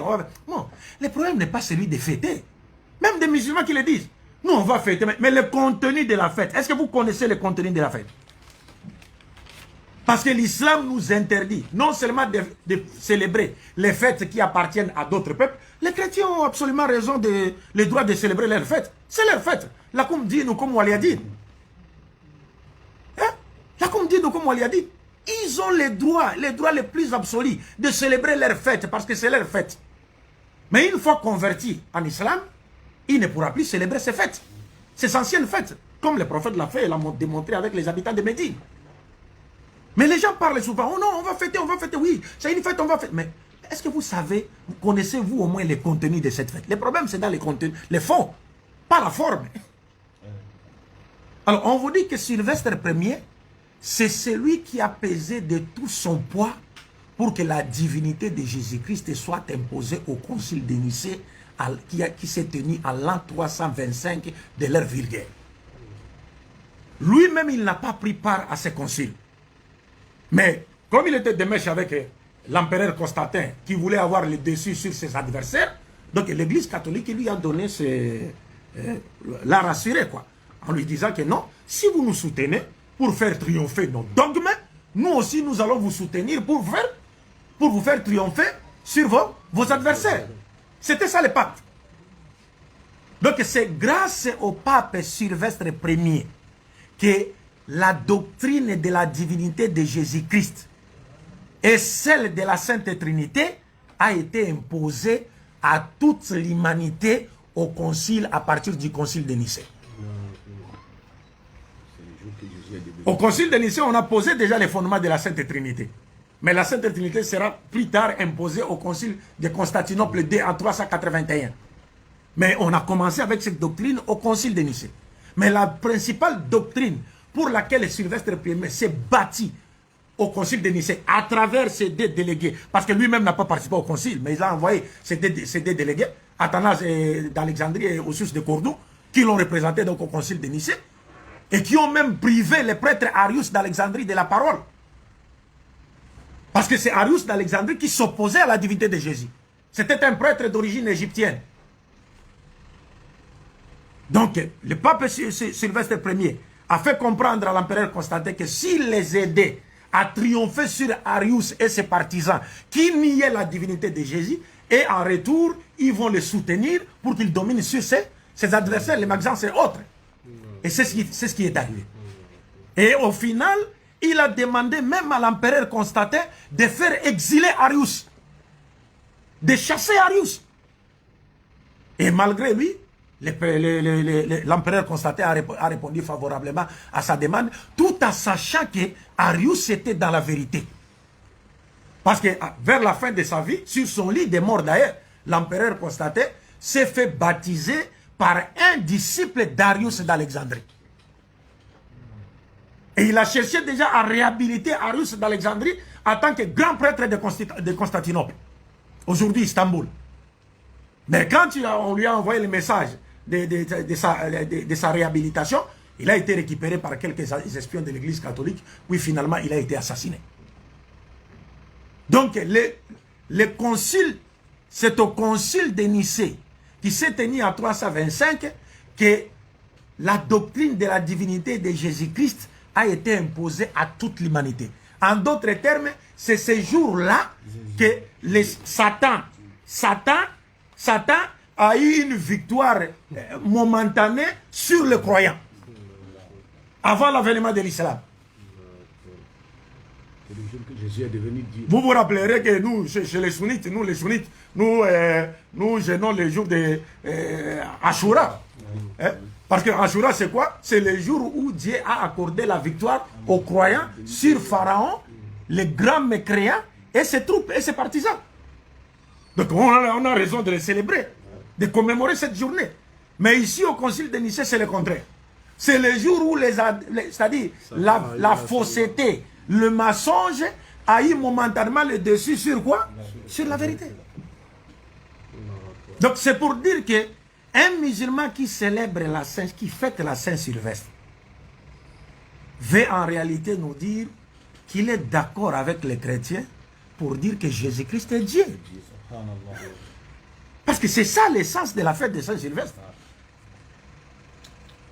Donc quand vous célébrez cette fête, vous voulez nous dire que vous êtes d'accord avec les papes Sylvestre Ier et tous les chrétiens qui croient à la divinité de Jésus pour dire que Jésus est Dieu. Partant, vous remettez en cause les enseignements du Coran qui disent لَقَدْ كَفَرَ الَّذِينَ قَالُوا إِنَّ اللَّهَ هُوَ الْمَسِيحُ ابْنُ مَرْيَمَ. Vous comprenez ça? Et là, vous devenez directement comme un chrétien. Vous devenez comme un chrétien. Et si la mort vous trouvez en train de célébrer cette fête, quel sera votre sort devant Allah? C'est l'autre côté. Quel sera votre sort devant Allah? Parce qu'il a dit, là, وَلَنْ تَرْضَ عَنْكَ الْيَهُودِ وَلَا النَّصَارَى حَتَّى تَتَّبِعَ مِلَّتَهُمْ. Mais les Nasara, même les Yahoud, ne t'ont pas encore appelé à les suivre. Toi-même, tu les as suivis. C'est scandaleux. Est-ce que vous comprenez? Donc, bref, j'aimerais m'arrêter ici. Parce que sinon, on a beaucoup à dire par rapport à ce sujet. Donc, je termine en disant, je pense que vous avez tous compris que l'islam n'est pas du tout contre l'expression de la joie liée à un jour de fête. Mais, comme dans ses habitudes, l'islam nous a montré, nous a clairement montré, nous a donné des orientations qui mettent en évidence, n'est-ce pas, les raisons valables qui font qu'un musulman ne doit pas célébrer les fêtes d'autres peuples. Non seulement parce que ce ne sont pas des fêtes, ce sont des fêtes qui n'ont pas été légiférées par Dieu dans le Coran et la Sunna de son prophète, mais aussi ce sont des fêtes qui véhiculent des idées qui contredisent la doctrine fondamentale de l'unicité de Dieu. Donc nous respectons les autres ont le droit de célébrer leurs fêtes, c'est leur droit le plus absolu, parce que le prophète lui-même l'a dit, Inna li kulli qawmin 'idan wa hadha 'iduna. Donc chaque nation a ses festivités, chaque nation a un jour ou des jours de fête, n'est-ce pas? Et nous aussi, nous avons nos jours de fête. Donc si les autres veulent bien célébrer leurs fêtes, ils ont le droit de les célébrer. Mais quant aux musulmans, ils n'ont pas le droit de célébrer des fêtes qui n'ont pas été légiférées par qui? Par Allah, et plus encore des fêtes qui véhiculent des idées qui contredisent la doctrine fondamentale de l'unicité de Dieu qui a été enseignée par le prophète Mohammed sallallahu alayhi wa alihi. Donc j'ai dit, je vous remercie. S'il y a des questions, nous allons essayer de répondre dans les limites de notre connaissance, Inch'Allah. Barakallahu fikum wa jazakumullahu khairan jaza. Inch'Allah, jazakallahu khairan. Mais avant les questions, permettez-nous de faire la synthèse en langue nationale, comme on l'a si bien dit à l'introduction, pour que ceux qui ne comprennent pas cette langue puissent en bénéficier aussi, Inch'Allah. Alhamdulillah, Mbala Tanukara Barkada, Anga Folibabe, Anga Karamoke, nous, docteur Abdul Majid, Aboraka exposé, mais thème quand thème mini, au lieu de Kumayali. Silamɛ bɛ se ka chrétiens ka fête min n'a bɛ kɛ san yɛlɛma fête n'a bɛ fɔ a ma ko la Saint Sylvestre yali silamɛ bɛ se ka o fête in kɛ chrétiens nɔfɛ. Kuma daminɛ na an balimakɛ a n'an ka karamɔgɔkɛ a ye Alahu subhanahu wa taala a y'a tanu kosɛbɛ k'a fo ka tila tuguni ka kisi ni nɛɛma ɲini Alakira sallallahu alaihi wa sallam ye ka tila tuguni ka folikanw ɲɛsin maaw ma minnu kɛra sababu ye fana tuguni ka nin ko nin bila sen kan. A ye hakililajigin kɛ ɲɔgɔn ye min n'o kɛra teleso danbe la arajoso la o don na a ye babu min walawala o kɔnɔna na n'o tun bɛ an b'a fɔ ko an tɛ Alakira sallallahu alaihi wa sallam a diyaw kan an t'olu fɛ mɔgɔw bɛ dɛsɛ minnu kɛ ko nin ye Alakira ye an ye mankanw ci o la ka marisiw caman kɛ nka an bɛ tila tuguni o maa kelenw k'olu ka ɲɛnajɛ fɛn ninnu fana kɛ u nɔfɛ tuguni ko yala anw ka ciden kanu o ye jumɛn ye a ye hakililajigin kɛ o kɔnɔna na donc o don Ala subhanahu wa ta'ala nɔgɔya ma a ka se ka kuma kosɛbɛ Noël fêtigi a yɛrɛ sɔrɔla cogoya jumɛn na ani kɔlɔlɔ minnu bɛ a kɔnɔna na ni a bɛ kɛ sababu ye ka dankari kɛ an ka tawhid la n'an b'a fɔ o ma ko Ala kelebantiya Ala y'a kɛ a ye walawalali caman kɛ o don o kumakan ninnu na o kɔfɛ tuguni a y'a yira an na k'a fɔ silamɛya ye diinɛ ye diinɛ min ni a tɛ adamaden ka i ka nisɔndiya yira nisɔndiya don n'o ye fɛti don ye silamɛya tɛ o kɔnturu la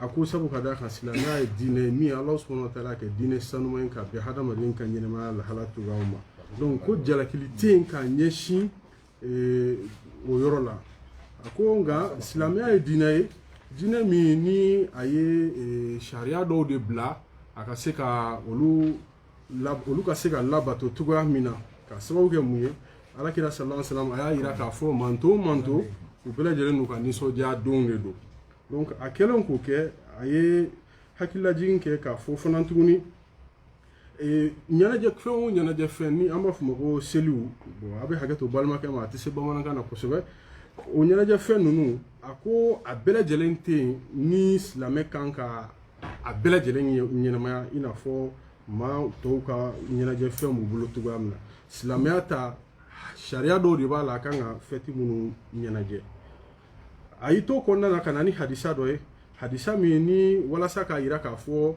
silamɛya tɛ nisɔndiya kɔnturu la hadisa min kɔnɔna na a y'a yira k'a fɔ Abubakar Ala ka jɛ b'a ma a donna an ba Aisha kan ka taa sɔrɔ denmisɛnnin fila bɛ yen nɔ u tun bɛ k'u nisɔndiya kosɛbɛ Abubakar y'a laɲini k'a bɛ u jalaki nka Alakira sallallahu alaihi wasallam a y'a yira Abubakar la k'a fɔ a ye a ka den ninnu a k'u to yen u k'u ka nisɔndiya kɛwalew kɛ ko sabu ka d'a kan bi ye anw ka nisɔndiya don de ye a ko an b'a faamuya Alakira sallallahu alaihi wasallam ka ladilikan na nin kɔnɔna na Abubakar siriki Ala ka jɛ b'a ma k'a fɔ silamɛya tɛ diinɛ min ni a bɛ adamaden ka farifoni ni nisɔndiya yira nin ɲɛnajɛ ko la diinɛ t'o kɔnturu la a ko nka komi Alakira y'a yira k'a fɔ manton kelen kelenna bɛɛ lajɛlen ni a ka nisɔndiya fɛnw don nka silamɛya fana ta ye fɛn ye min ni a kɛrɛnkɛrɛnyalen don fana a kumana o kan a ko silamɛya ye diinɛ min ni a bɛ kuma ɲɛnɛmaya tagabolo ɲɛnɛmaya lahala bɛɛ lajɛlen kan a ko nka fɛti minnu bɛ yen nɔ ni olu ɲɛsinnen bɛ ka taa silamɛw ma n'u kan ka nisɔndiya kow k'u la Alakira sallallahu alaihi wasallam a ye olu lajɛya kosɛbɛ a ko hadisa dɔ la kuma min na Alakira sallallahu alaihi wasallam a taara Madina a taara sɔrɔ Madinakaw u tun bɛ ɲɛnajɛw dɔw kɛ u tun bɛ salifɛn dɔw kɛ minnu tun tɛ silamɛya fɛtiw ye walasa ka o fɛti ninnu b'u bolo parce que i bɛ taa sɔrɔ o ye fɛtiw ye minnu ni Ala ko kun tɛ Alakira sallallahu alaihi wasallam a y'a yir'u la k'a fɔ seli min ni ɲɛnajɛ min ni an b'a kɛ sunkalo kɔfɛla la ani ɲɛnajɛ min ni an b'o fana kɛ hiji tɛmɛnen kɔfɛ n'o ye saliba ye olu de ye seli ye Ala subhanahu wa ta'ala a ye min kɛ nisɔndiya don ye silamɛw ye a ko maa min bɛ yen nɔ ni silamɛ kun tɛ a nana tubi ka don silamɛya kɔnɔna na a tɛ bɛn a tigilamɔgɔ ye a tubilen kɔfɛ ka don silamɛya la fɛti minnu tun bɛ yen ni a tun bɛ diinɛ kɔrɔ min na k'a bɛ olu fana fɛtiw kɛ olu nɔfɛla la a ko olu tɛ bɛn a kumana tuguni k'a fɔ bi n'i ye jateminɛ kɛ kabakoba don kosɛbɛ k'a fɔ i b'a ye silamɛ dɔw yɛrɛ bɛ yen k'u bɛ tila tuguni ka u silamɛɲɔgɔnw fana wele tuguni u ka na fɛti wɛrɛw kɛ minnu tɛ silamɛya fɛtiw ye u bɛ bɔnfɛnɲɔgɔnyali kɛ mɔgɔ dɔw ma minnu yɛrɛ n'olu tɛ silamɛ ko k'a sɔrɔ hadisa dɔ ni Alakira sallallahu alaihi wasallam nana n'a ye k'a fɔ maa min n'i ye i bɔnfɛnɲɔgɔnya jamakulu minnu fɛ k'i ye olu tigilamɔgɔw dɔ ye a ko Alakira sallallahu alaihi wasallam a ye o kumakan in jɛya hadisa la a y'i to kuma kɔnɔna na fana tuguni ni kana ni aya dɔ ye suratul bakara kɔnɔna na n'o ye aya 120 ye yɔrɔ min na Ala subhanahu wa ta'ala a b'i kanto ciden ma a ko kuma in ɲɛsilen bɛ an bɛɛ lajɛlen de ma yɔrɔ min na Ala subhanahu wa ta'ala a b'i kanto Alakira ma sallallahu alaihi wasallam k'a fɔ yahudiyaw ni nasaraw u tɛna jɛ ye Alakira ma sallallahu alaihi wasallam fo e k'i ka tagabolo bila ni ka tugu u ta nɔfɛla la o kuranɛ hɛrɛ in a ye an ka dɔnnibaga dɔ Ala k'an n'a sira ni hɛrɛ n'o ye Abdurrahman Saïd Cheikh Abdurrahman Saadi o ka tafsir kɔnɔna na ko y'a yira k'a fɔ ni aya in bɛ bali de kɛ ka u nɔ minɛ u ka lahala bɛɛ lajɛlen na min bɛ dankarili kɛ ka ɲɛsin ka na an ka diinɛ ma. O waati kelen kɔnɔna na fana tuguni an ka karamɔgɔkɛ ye hakililajigin kɛ fana o don na a ye kuma caman kɛ suratul fatiha kan a y'i sinsin o kan kosɛbɛ o sabu ka da ka suratul fatiha alakira sallallahu alaihi wasallam a y'a sabati k'a fɔ sali tɛ mɔgɔ ye maa min ni e ma suratul fatiha kalan a ko maa min n'i ka sali kɔnɔna na i danna i ye suratul fatiha dɔrɔn de kalan i ka sali ka ɲi a bɛ minɛ a ko nka maa min n'i ye kuranɛ bɛɛ lajɛlen de kalan i ma suratul fatiha k'a kɔnɔna na a ko i ka sali in k'a tɛ minɛ. O suratul fatiha in a y'i sinsin a kan kosɛbɛ kɛrɛnkɛrɛnna aya min kɔnɔna na ni an b'a fɔ kuma bɛɛ lajɛlen ihdina sirata al-mustaqima n'o ye ala k'an kanda ka taga sira jɛlen kan. O tafsir fana na a y'o sira jɛlen tigilamɔgɔw ko fɔ n'o ye cidenw ani maa minnu n'u sara Alahu Taala ka diinɛ dɛmɛ sira fɛ n'an b'a f'u ma ko sayidusuw ani maa ɲumanw a ko o ye olu ka sira de. A ko aya in ɲɛfɛ tuguni an bɛ tila tugun k'a fɔ tuguni Alahu subhanahu wa taala ye ɲini fɛnɛ k'a fɔ ala kana an kanda k'an bila maaw ka sira kan ala fununen bɛ maa minnu kɔrɔ ani mɔgɔ minnu ni olu kɛra maa fililenw ye. A ko olu maa ninnu ye jɔn de? A ko siga t'a la olu ye yahudiyaw ani nasaraw ye. A ko an bɛ nin kalan siɲɛ 17 an ka seli faridaw kɔnɔna na don o don k'a ɲini ala fɛ ala k'an kanda don o don k'an bɛ nin kalan. A ko n'i ye jate kɛ ka bɔ janvier kalo tile fɔlɔ la ka taga bila décembre kalo tile 31 san 2020 kɔnɔna na a bɛ i n'a fɔ an ye a kalan siɲɛ 600 ani siɲɛ 200 ani 22 6222 fois. A ko n'an ye a jate minɛ an bɛ k'o de kalan an ka farida seliw kɔnɔna na.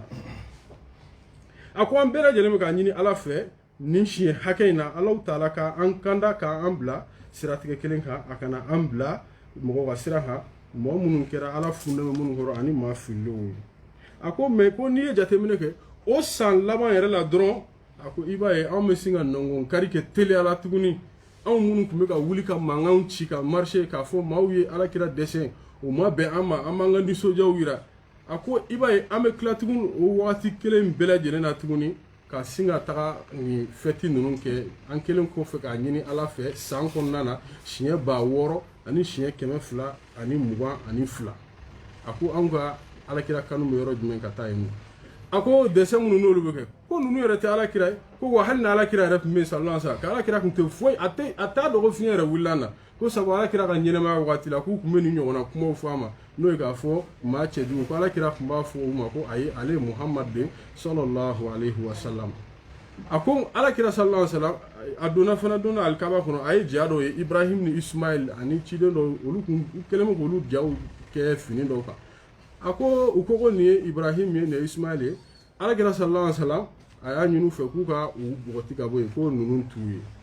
A ko ka alakira kanu o ye ka alakira sallallahu alaihi wasallam a ka tagabolo de labato mɛ n bɛ ciden fɛ ka wuli ka n jɔ ka mankanw ci u y'a dɛsɛ u ye nin kɛ ka tila tuguni ko maa kelenw nɔ minɛ u ka kɛwalew la. A ko munafakiya dɔ b'o kɔnɔna na an ka sabali k'o dabila. A ko n'i ye silamɛw ye ka giringajɔ kɛ ka wulikajɔ kɛ o fɛnw nɔfɛ a bɛ an ka ala sɔsɔ de kofɔ n'o ye nin fɛti ninnu kɛli ye. A ko alakira sallallahu alaihi wasallam a ye kumakan dɔw fɔ minnu bɛ kɛ sababu ye ka a yira k'a fɔ alakira ye ciden de i n'a fɔ a ye kitabu dɔ yira an na o kɔnɔna na kitabu min n'a bɛ kuma alakira sallallahu alaihi wasallam Alahu subhanahu wa taala ye fɛn minnu fɔ kabako la n'a y'u fɔ k'u kɛra ani minnu bɛna kɛ tuguni. A ko n'i ye silamɛw ka wagati laban lajɛ k'u ka lahalaw lajɛ o b'a yira k'a fɔ alakira ye min fɔ sallallahu alaihi wasallam o de sabatira wa a b'a yira de fana ko alakira ye Alahu subhanahu wa taala ka ciden de. O kumakan in a y'a sinsin ni Abu Saïd al-Khudri ka hadisa dɔ ye ala ka jɛ b'a ma min kɔnɔna na alakira b'a fɔ sallallahu alaihi wasallam k'a fɔ aw bɛna nɔminɛli kɛ nin maa ninnu na u sennɔ alakira sallallahu alaihi wasallam jɛnɔgɔ y'a ɲininka ko o maa ninnu ye jɔn ye a y'a yira k'a fɔ o ye yahudiyaw ani nasaraw de. A ko bi e ka ka lahala la i b'a an bɛ ka min kɛ ban ko b'a yira k'a fɔ alakira ye min fɔ sallallahu alaihi wasallam o de sabatira wa min b'a yira fana k'a fɔ Alahu Taala a ka ciden de don sallallahu alaihi wasallam. C'est fini.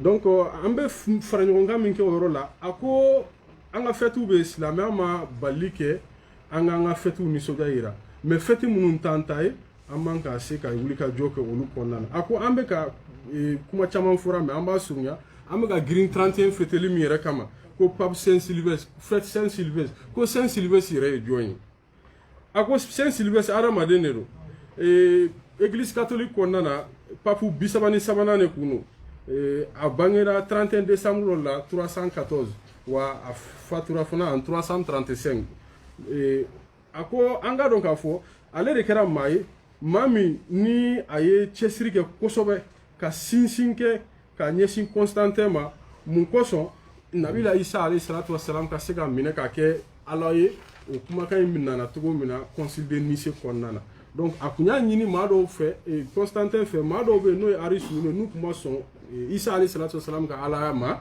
k'a k'olu gɛn ka bɔ yen cogo min na donc kumakan nana jɔyɔrɔ la an ka dɔn k'a fɔ Saint Sylvestre yɛrɛ ale ye banbani min kɛ Constantin kan k'a ka sebaya min yira o kan k'a fɔ a bɛna a ka dɛmɛ las'a ma n'a sɔnna ka na ni hakilina ye hakilina b'a yira ko Nabila Isa ye Ala ye ale ka dɛmɛ bɛ don a kan pour que a ka s'a juguw la donc o kɛlen tuma min na k'u sɔrɔla ka nin don in fana ta ko o jansa a tɔgɔ la a ye cɛsiri min kɛ donc o kuma in ka jan kosɛbɛ a bɛ hakɛ to balimakɛ sera ka minnu fara ɲɔgɔn kan bakuruba la komi waati kunkurun de b'an bolo maa minnu bɛ yen n'u bɛ fɛ ka question poser an bɛ Ala deli Ala k'an bɛɛ sababu ma. Est-ce que vous avez parlé du hadith du prophète, il jeûnait chaque lundi? Vous avez fait les jeûnes? Je voudrais parler sur ça, mais non, ça il faut rappeler ce passage.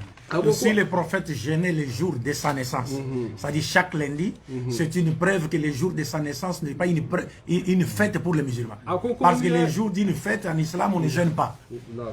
O yɔrɔ fana n kun ye nɔminɛli k'o la komi a bɛ hakɛ to wagati kurunin m'an bolo an bɛ studio min kan balimakɛ kun ko k'an ka maa surunya o de la n ma sɔn ka n da don o yɔrɔ ninnu na a ko Alakira sallallahu alaihi wa sallam kun kɛra maa ye maa min n'a kun bɛ sun tɛnɛndonyaw de fɛ ko an dun b'a dɔn k'a fɔ silamɛya sariya la a tɛ bɛn maa ka sun kɛ sali don ko b'a yira k'a fɔ don don min ni o tɛ fɛti ye nka o kɔrɔ tɛ k'a fɔ ka hakililajigin kɛ ka Alakira ka koɲɛw lakari ko olu tigɛ ko lalala ko yɔrɔ la ale ni karamɔgɔ caman ka hakilina bɛ fɔ ɲɔgɔn kɔ yen nɔ don min tɛ fɛti ye n'o tɛ an b'a fɔ o ma ko fɛti ye o don tɛ mais o kɔrɔ tɛ k'a fɔ ko an tɛ hakililajigin kɛ Alakira ka ɲɛnɛmaya la sallallahu alaihi wasallam a ko a ɲuman yɛrɛ mun ye komi Alakira bangera sallallahu alaihi wasallam tɛnɛndonyaw de fɛ waati bɛɛ lajɛlen na an ka se k'an sigi ka se ka kuma Alakira kan cogo min na a ko n'i ye san jate minɛ i bɛ taga sɔrɔ tɛnɛn 48 b'a kɔnɔna na a ko n'an tora ka Alakira ka siraw a ka ɲɛnɛmayaw kalan o kɔnɔna na i b'a ye ko san bɛ taa yɛlɛma yɔrɔ min na o b'a sɔrɔ an ye fɛn camanba de dɔn Alakira sallallahu alaihi wasallam a ka ɲɛnɛmaya kɔnɔna na inshallah a ko wa Alakira sallallahu alaihi wasallam a ma Rabiul Awwal o fana tile 12 la suganti k'a fɔ o de ye fêti don ye les 12 Rabiul Awwal ayi ko Alakira m'o kɛ donc ils choisissent un jour celui des 12 Rabiul Awwal pour célébrer fêter la naissance du prophète. Alors que le prophète, lui, il n'a pas choisi les 12 Rabiul Awwal, mais il a plutôt indiqué les lundis comme étant les jours de sa naissance. Et il ne l'a pas fait une fois. Il faisait chaque lundi. Mais les autres, non seulement ils choisissent les 12 Rabiul Awwal, que le prophète n'a pas choisi, et ils les font une fois par an. Alors que le prophète, lui, il commémore sa naissance chaque lundi, et pas une fois, mais chaque lundi de tous les mois, il commémore sa naissance. Barkada ke Allah subhanahu wa ta'ala ay nema mi kay sabu ale bangira ntenen dunya de fi san kurukara belajene ala kira sallallahu alaihi wasallam pumbori ke ga imaye ko ala kira sallallahu alaihi wasallam ay sugantili ga Rabiul Awwal klitan fulala ka foko abena ode bonya ka ke ina fo femba seliye ako ala kira sallallahu alaihi wasallam moke aga nisoja ko o kanga ke tenen suni ina fo ala kira sallallahu alaihi wasallam are ka nyene ma ko na mo mi ke kuma in bɛɛ lajɛlen bakuruba b'an bolo yan nɔ mais wagati n'a cogoya kama an bɛ hakɛto ɲini kɛ aw fɛ ka se k'an jɔ nin yɔrɔ la o kɔnɔna na balima dɔw fana ye question posé k'an ka se k'olu ɲininkali kɛ karamɔgɔkɛ la cogo min na teliya la il y a des gens qui ont posé des questions on va essayer de voir avec il reste peu de minutes oui va vite bon, il y a des questions qui ne sont pas en rapport avec le thème mais on va essayer de voir peut-on affirmer que celui qui fête le Saint Sylvestre est mécréant? Oh, ben, non, c'est-à-dire il n'est pas mécréant, mais il tombe dans la mécréance. Il y a une différence entre le fait d'être un mécréant, de tomber dans la mécréance. Il est tombé dans la mécréance parce qu'il est en train de poser, il s'associe à un acte qui constitue une mécréance. Ouais. Et ce soit par ignorance ou par imitation. Est-ce que vous comprenez? Et puis j'aimerais aussi dire une chose, c'est que nous devons savoir faire la différence entre... Il y a une chose très très importante. Vous savez que nous vivons dans des pays laïcs.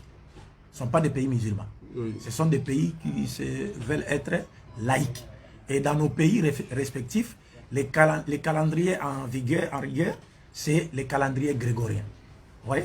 Même si vous refusez les calendriers grégoriens sur le plan religieux, mais sur le plan administratif, vous avez pour référence le calendrier grégorien.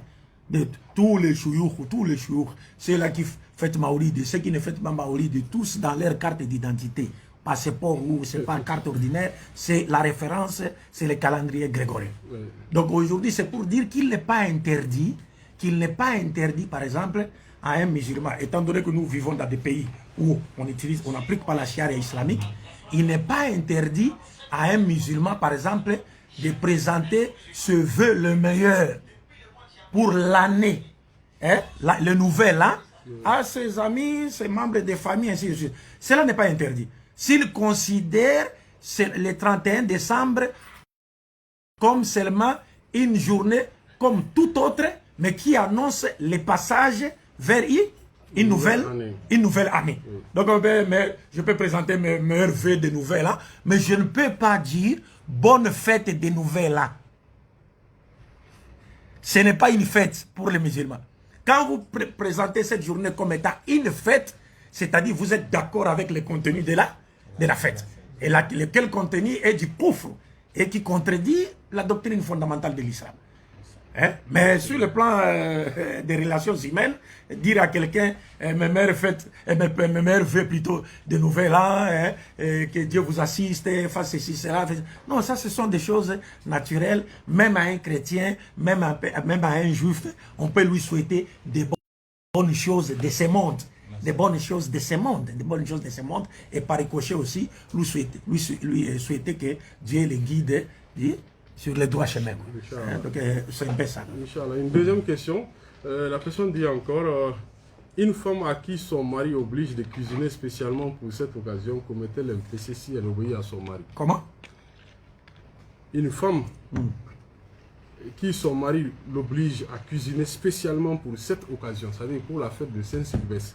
Non, si son mari... Oui, j'ai compris. Oui. Si son mari lui disait que non, il faut préparer à l'occasion de cette fête, il présente ça comme une fête. En tout cas, l'islam nous dit qu'il n'y a pas d'obéissance, il n'y a pas d'obéissance aux individus dans la désobéissance à qui? À Dieu. Mais si cette femme est sage et intelligente, elle doit d'abord commencer, si elle connaît déjà tout ce qu'on a dit sur les caractères illicites de cette fête, elle peut déjà chercher à faire quoi? À aider son mari à comprendre que non, cette journée ne s'agit pas d'une fête, c'est une journée comme toute autre, parce que le soleil qui s'est levé hier va encore se lever aujourd'hui et demain, ça ne va rien changer, et que ce n'est pas une fête destinée aux musulmans. Donc si on doit préparer la nourriture, on prépare la nourriture comme on a toujours l'habitude de la préparer pour tous les autres jours, quoi. Là c'est fini. Mais si on doit rester avec des amis, on ne considère pas cela comme une fête. Mais par exemple, on est chez soi à la maison, on sait que non, nous passons d'une année à une autre année, selon le calendrier grégorien qui nous régit dans nos pays, sans que cela puisse avoir une connotation religieuse ou la connotation d'une fête. Et quand on reste chez soi, on prépare, on mange des choses qui sont licites, non pas interdites par l'islam, ça, il y a beaucoup de savants qui disent il n'y a rien de mal en cela. Mais quand vous préparez, parce qu'il s'agit pour vous d'une fête, directement, je ne vais pas ici, je pense qu'il doit y avoir une fois des savants dans ce sens-là. C'est comme si même la nourriture là même devient même illicite. La nourriture devient même illicite. Parce que d'abord, c'est une fête qui est interdite aux musulmans, dont la célébration est interdite aux musulmans. Puis deux, c'est une fête qui n'a pas été légiférée par Allah. Puis trois, c'est une fête qui véhicule des idées qui contredisent la doctrine fondamentale de l'unicité de Dieu. Et enfin, c'est une fête qu'on veut célébrer par imitation d'autres peuples. Alors que l'imitation d'autres peuples, dans ce qui est spécifique à leur religion, nous est interdite par l'islam. Ouais, comme le prophète disait, Oui, c'est ça, c'est ça. C'est ça. Donc on va se contenter de ces quelques questions. 3 minutes. Bon, c'est presque la même question. Il dit, si votre famille a l'habitude d'organiser un dîner spécial pour cette occasion, y a-t-il un péché pour celui qui va manger ce plat? J'ai déjà répondu à cette question en disant que si l'occasion est présentée comme étant une fête, si l'occasion est présentée comme étant une fête, le fait que cette occasion a été présentée comme étant une fête rend directement illicite toutes les activités qui vont entourer quoi? Qui vont entourer cette occasion, qui vont entourer cette fête. Est-ce que vous comprenez? Mais si c'est quelque chose de... Bon, c'est le passage d'une année à une autre année, on ne donne pas une connotation de fête, on présente ses meilleurs vœux à ses amis, sa famille, ainsi de suite, parce que nous vivons dans un pays laïque et nous sommes régis par le calendrier grégorien. Nous sommes même payés en fonction de... Oui, là, il n'y a aucun problème. Là, il n'y a aucun problème. Mais seulement la connotation fête, comme il est le cas de Maulid, Maulid Nabawi. Lorsque vous présentez les jours de la naissance du prophète comme étant une fête, directement, vous êtes hors des enseignements de l'islam. Parce que le prophète lui-même ne l'a jamais présenté comme fête. Et nous avons démontré qu'il gênait même les jours de sa naissance. Or, l'on ne peut pas gêner un jour de fête en islam. Donc, ce n'est pas une fête pour les musulmans. On va se contenter de ça. Barakallahu fikum, barakallahu fikum. Le temps est limité. Barakallahu fikum. Nous remercions les responsables de la chaîne Renouveau de nous avoir offert cette opportunité, ainsi que d'autres chaînes concerts, n'est-ce pas, qui ont ouvert, n'est-ce pas, cette conférence télévisée par la grâce de Dieu. Et donc, l'intérêt que les musulmans tireront de tout ce qui a été dit ici, que Dieu mette cela dans la balance de nos bonnes actions, le jour où il n'y aura d'ombre que la sienne. Et j'implore, je présente encore, je dis encore merci aux autorités maliennes, n'est-ce pas, de nous avoir permis, n'est-ce pas, de visiter ces pays en cette période cruciale de pandémie mondiale. Et j'implore Dieu pour qu'il protège les Mali et les Maliens. Que Dieu protège les Mali et les Maliens. Et que Dieu fasse de sorte que tout plan machiavélique qui vise à déstabiliser ces pays, n'est-ce pas, ne se réalise pas. Que Dieu fasse échec à tout plan de déstabilisation de ces pays du Mali. Et que Dieu accorde l'intelligence, la sagesse et l'énergie nécessaire aux autorités de ces pays pour qu'elles puissent travailler pour le bien-être de la population malienne. Barakallahu fikum. Avez-vous quelque chose à ajouter, Michel? Déjà, le cher fini, c'est bon. Nous vous remercions infiniment d'avoir effectué le déplacement et d'avoir aidé la communauté musulmane à mieux comprendre davantage leur religion. Et le Congo, il faut saluer tous les Congolais. Inch'Allah. Nous saluons aussi les Congolais qui sont là à nous regarder en direct cependant. Et nous leur disons Mbote, c'est ça, hein? Oui, c'est ça. Ok, alhamdulillah, an bɛ ala tanu ka ala barika da ala min y'a nɔgɔya ma an ka se ka na nin baara in kɛ yan komi wagati min kun dira ma o banna ka ban mɔgɔ min yɛrɛ tun bɛ ka kuma in walawala bamanankan na o ye aw balimakɛ Musa Tigɛnɛ ne yɛrɛ ka baara tɛ ne min kun bilala la ala y'a kɛ o de ma se ka yan sɔrɔ u ye ne bila la n bɛ ala deli ala k'an bɛn sababu ma ala ka yafa ma ni fili kɛra yɔrɔ minnu na kumakan na an bɛ ala deli ala ka hɛrɛ don Mali kɔnɔ ala ka bɛn sabati maliyɛnw ni ɲɔgɔn cɛ ala ka Mali kisi ala ka Mali kisi ala ka gɛlɛya wuli ka bɔ an ka dugu kan bana min bɛ an ka jamana kɔnɔ ani diɲɛ kɔnɔ an bɛ ala deli ala ka bɔda di an bɛɛ lajɛlen ma la a kɛtɔ bɛ kuma la sali ala Muhammad. Assalamu alaikum wa rahmatullahi wa barakatuh. Non, vous m'excusez, hein. C'est le peu que j'ai pu faire. Même en ligne, là, les gens sont en train de...